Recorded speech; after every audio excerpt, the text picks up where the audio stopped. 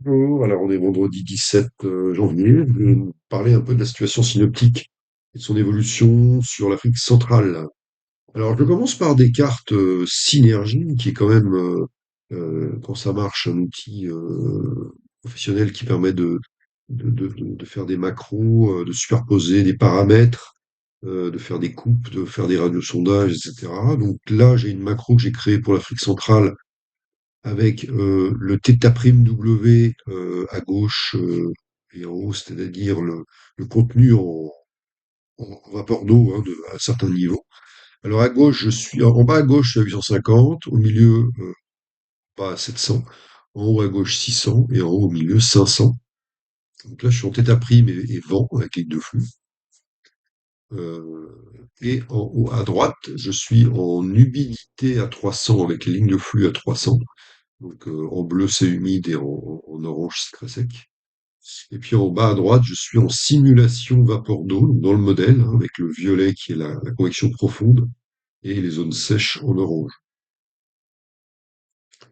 Donc si je regarde à 850, aujourd'hui vendredi, on a une convergence de flux depuis le sud du Gabon jusqu'au sud du Congo et au sud-ouest de la RDC. Donc c'est là où j'ai pas eu le temps de montrer les images satellites, mais c'est là où c'est actif en ce moment. Donc ça explique en bonne partie déjà la création de convection profonde, sachant que c'est de la convergence d'humidité, hein. Le violet, c'est les θ' très élevés, c'est-à-dire un contenu en eau important. On est à 22 degrés là. À 700 hectopascales, on retrouve une forte humidité, fort contenu en eau, euh, mais aussi de la convergence. Donc là, on est dans de la confluence en vent d'est, alors que la convergence là, était plus nette en basse couche, mais on a aussi en couche moyenne, notamment à 700, on devine très bien quand même la confluence et donc la convergence. Voilà, et puis par-dessus, on a un vent d'est. Et donc on retrouve une activité, alors là c'est prévu pour ce matin 6 heures, importante du côté du Gabon et du golfe de Guinée, au large du Gabon, et puis voilà, à travers la ZCIT, jusque, au Mozambique et au Zimbabwe. Donc ça c'était pour aujourd'hui. Donc pour essayer de trouver demain, je vais essayer de trouver la carte parce que j'ai pas mis dans l'ordre. Voilà, ça c'est pour demain samedi. Donc ce que l'on note à 850, c'est que la convergence a gagné en latitude, elle est remontée au nord de l'équateur. Et là, on va avoir donc une confluence et donc probablement de la convergence pour demain matin. Là, c'est pour 6 heures UTC. En gros sur le Cameroun, hein, sur Yaoundé, et on sent que là, le fit est remonté. Alors, on ne le voit pas trop ici, mais on devine que le fit est remonté avec ce flux de sud ici qui a gagné un peu. Voilà. Et par-dessus, par contre, au-dessus, par exemple, du golfe de Guinée, du fond du golfe, de l'air relativement sec à 700 et un flux de nord-est bien marqué qui va favoriser le cisaillement vertical fort, hein, entre le flux de basse couche qui est de sud-ouest et le flux des couches moyennes qui est d'une trentaine de nœuds de nord-est. Et la présence d'air sec va favoriser la création de courants de densité. Alors, je vais vous montrer un radiosondage à travers le modèle européen, voilà, que j'ai fait du côté de Douala-Malabo, là entre Douala et Malabo. Donc on a un pied ici, là, voilà. Donc on a un pied humide, chaud et humide, de l'instabilité, et comme on le voit, à partir de 700, une couche de l'air sec, ce qui fait qu'il va y avoir et donc ce cisaillement vertical devant, là, plus de 40 nœuds de cisaillement vertical, qui va permettre de créer donc des lignes de grain avec de l'air sec et des courants de densité qui vont rendre très mobiles ces lignes de grain qui vont se décaler vers le sud-ouest, hein, entraînés par un vent de nord-est et par un cisaillement vertical de nord-est. Donc si je continue au fil des jours, donc là je suis samedi, pardon, donc dimanche, voilà, donc dimanche, on voit que le vent d'ouest s'est renforcé et a envahi une bonne partie de la zone équatoriale, ici. Voilà. Et on voit que le modèle propose d'ailleurs de la convection sur des zones où il n'y en avait pas beaucoup ces derniers jours. avec des débordements sur le sud du Cameroun et le sud de la RCA. Je continue, je vais essayer de trouver lundi. Euh, voilà, donc ça c'est lundi. Et mardi, je vais aller jusqu'à mardi. Donc mardi, on voit que le vent d'ouest a envahi vraiment toute l'Afrique centrale, jusqu'au Grand Lac. Et ce que l'on note ici, c'est qu'à 700, 600 et même 500, on a la création de circulation cyclonique, donc profonde, hein, puisque ça monte quasiment à 500 hectopascales, en air très humide. Et ça, c'est là. Et on retrouve d'ailleurs aussi à 850 hectopascales ce cisaillement et ce tourbillon entre le coude ouest équatorial et les alizés d'Afrique australe. Et donc, c'est donc le Talweg de mousson qui s'est reformé et qui est très marqué ici en termes de tourbillon et qui va donc donner une ZCIT très, très active là sur le nord du Botswana, le nord du Zimbabwe, pardon, et la Zambie. Voilà. Voilà. Et donc, on peut résumer rapidement ceci en carte technique synthétique, donc un précis, prévision synoptique graphique. Donc, j'ai positionné le fit. Alors là, c'est pour demain, samedi matin. Donc je crée une macro avec différents champs et j'ouvre les champs petit à petit pour positionner les acteurs du temps. Donc le fit ici au sol. On a une petite circulation cyclonique dans les basses couches qui vient s'installer en RCA. Et je positionne ici un symbole qui veut dire qu'en fait, à 900 hectopascales, l'air sec, il surplombe l'air humide à Kisangani. Donc ça veut dire que en fait, le fit à 900, il est encore plus sud que ça. J'ai positionné une ligne de convergence dans cette confluence de lignes de flux très humides qui va favoriser des ascendances de basse couche en fond de golfe de Guinée, jusque dans l'intérieur d'ailleurs du, euh, du Cameroun.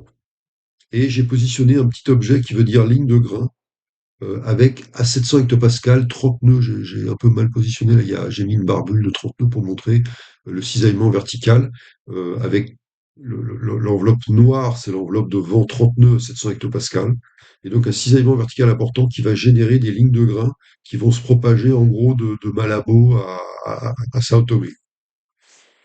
Voilà. Puis j'ai positionné l'axe du Talweg de la ZCIT australe. Voilà, on peut zoomer. Si on zoome sur, voilà, sur le golfe de Guinée, voilà les éléments que j'ai positionnés. Voilà, donc je reviens sur des cartes maintenant sur le dashboard du Centre européen. Alors, pour vous montrer que il existe un produit qui s'appelle Precipitation Rate, qui correspond aux pluies instantanées, à l'intensité des pluies instantanées et qu'on pourrait comparer à une image radar quand c'est de l'observation ou à une estimation par satellite plutôt. Et donc, ici, on voit que le modèle va générer dans le fond du golfe de Guinée, voilà, à minuit, 6 heures du matin, 12 heures, non, pardon, 3, 6, 9, 12. On voit que le modèle génère des lignes de grains, donc en rouge, le bord d'attaque convectif, et en bleu, le côté stratiforme, qui se décale vers le sud-ouest, avec une première et même une deuxième qui s'est formée au sud du Togo, Nigeria. Alors évidemment, ça peut être tout faux pour un endroit donné, à l'heure donnée, et voilà. Mais par contre, l'idée de création de lignes de grains, c'est ce qu'il faut retenir. Le synoptique permet ce qui ne permettait pas hier. Le synoptique, avec une convergence de basses couches humides sur le fond du golfe, qui n'était pas là hier, va favoriser la création de lignes de grains puissantes, avec une intensité importante, mais très mobile. Il ne peut pas y avoir des cumuls très importants au même endroit, puisque la ligne de grain se propage vite. Par contre, elle génère des rafales de nord-est par le courant de densité. Et donc, par rapport au vent moyen qui sera de sud-ouest, il y aura bien sûr des rafales pendant 2, 3, 4 heures, et même un vent moyen de nord-est à l'arrière, enfin sous la ligne de grain, hein, à l'arrière de la ligne de grain.